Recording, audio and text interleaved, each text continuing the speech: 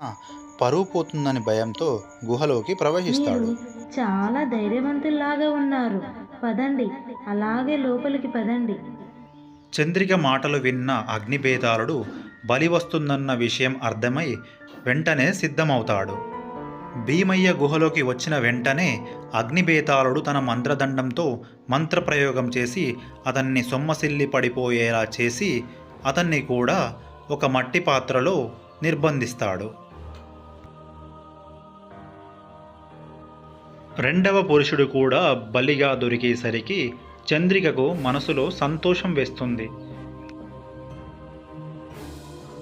అలా భీమయ్యని కూడా మట్టి పాత్రలో బంధించిన తర్వాత అగ్నిబేతాళుడు చంద్రికతో ఇలా మాట్లాడుతాడు. చంద్రిక, ఈసారి నా చేతికి మట్టి అంటకుండా బలిని గుహ దాకా తీసుకువచ్చావు.